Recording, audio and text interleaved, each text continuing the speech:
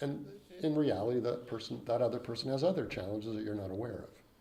Each one of us has that set of things that influence us, that has built up through our lives, that we've added to by the journey we've taken, by the people we've met.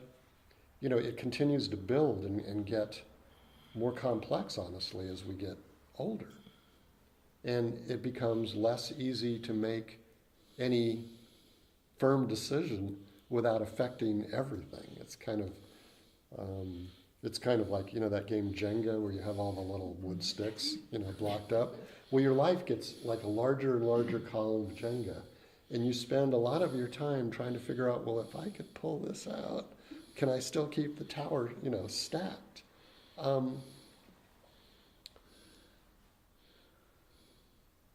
that's what we should do.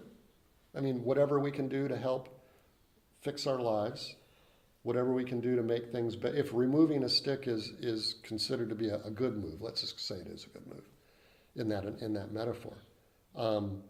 The goal is to just not start pulling things out willy-nilly and have the whole thing collapse and then try and restart over. Because,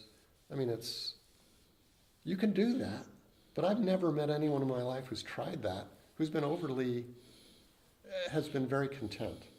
It seems like all they did was trade one set of problems for another.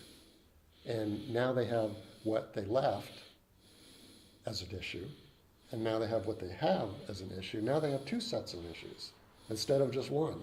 So you can complicate your life by trying to rearrange the furniture in the room. That's one of my favorite metaphors that I've read. Your life is, when we try and change things in our life, it's like we're rearranging the furniture. Furniture's still there, we just changed it. It hasn't really made any material effect on our lives. But looking deep inside of ourselves by noticing what we do and how we react to things so that we can better work with what we have gives us a more peaceful life, a life of contentment as best as we can given the circumstances we have. It's never going to be perfect, and it may never even be okay outwardly from the concepts that society or whoever might place on things. But we've been given these things to deal with, and we should figure out. I think it will help us live a more content life by trying to figure out what to do about these things instead of trying to change the things into something else.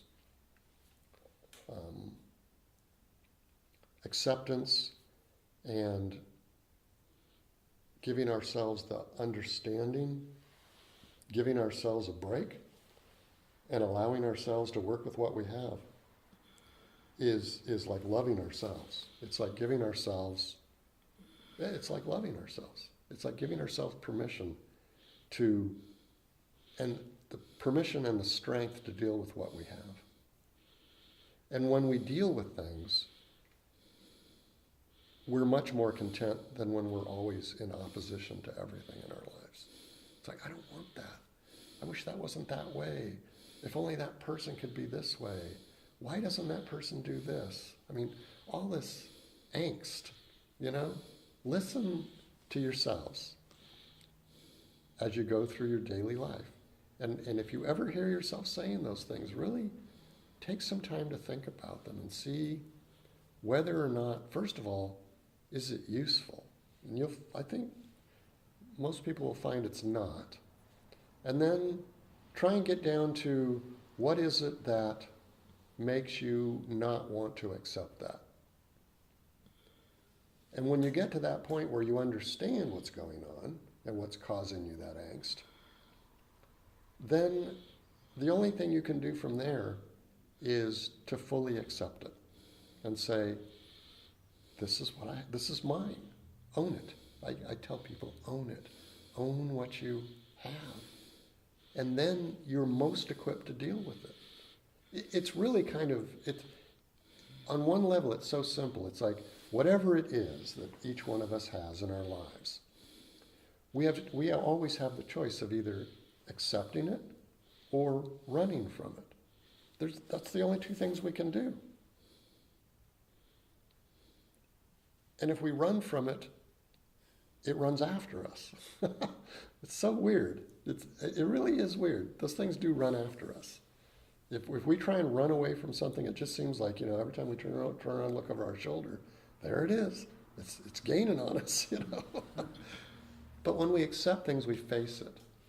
And they say, like, with anything, whether it's a difficult situation or an emotion like fear or unhappiness, if we face those things, it's almost like walking through them and they disappear.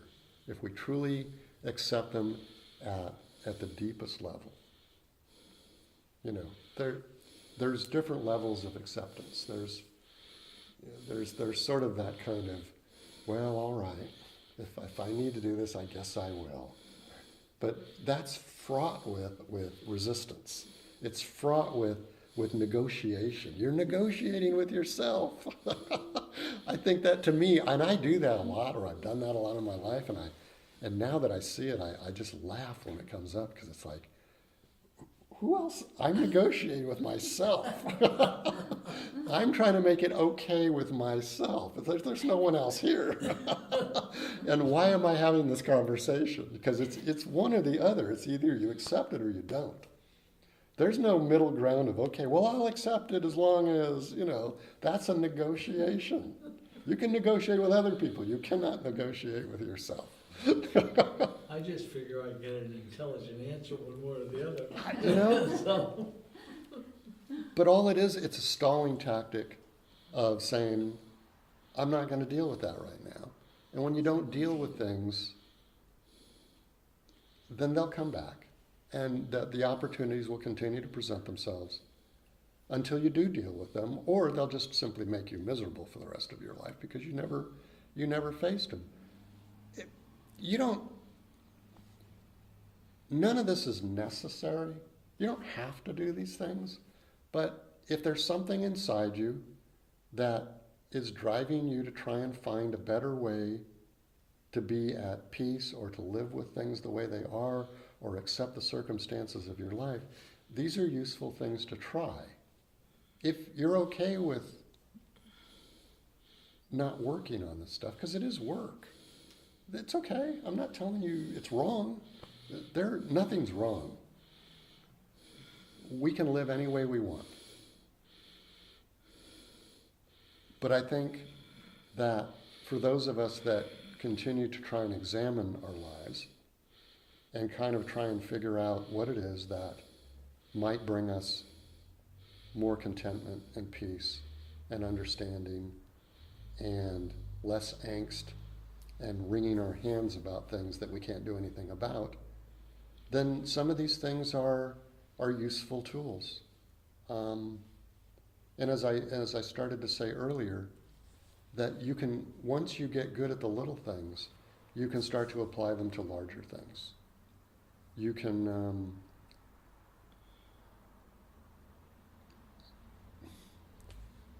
I guess an example that I use in my own self was when this whole thing in Paris happened. And everybody that I talked to and everyone I saw on Facebook, and everyone was having these just, really strong reactions. It's like, we need to do something this second.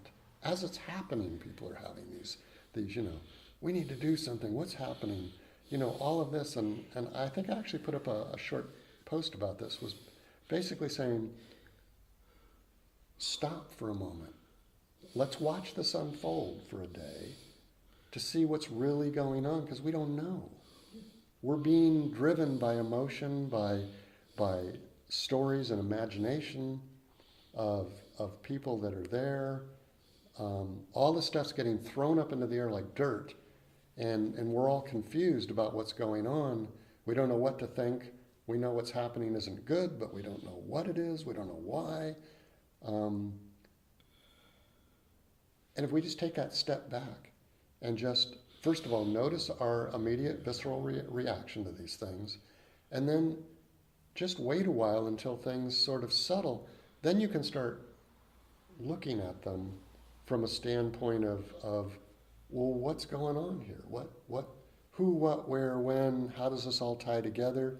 It's not that it makes it any better, but it stops us from going through these tremendous roller coaster rides of emotions when things happen out of the blue. When, and please don't take this wrong, for us in this room, they had no immediate effect on our lives because that wasn't happening in our town. It's not that we shouldn't feel everything we feel and that we shouldn't allow ourselves to be hurt, feel compassion, fear, all that stuff. It's okay. But we have the luxury of standing back for at least for a little while and going, what's really going on here? And it's not going to solve anything. It's not going to make it better on a physical level. But it will allow us to sort of feel less or feel more in control instead of being wildly out of control. Like all of a sudden the world is turned upside down. And it's like, oh my God, now, I better go lock my front door because they could be here. Our minds do these things. And that reaction is still going on today. It's just, I find it,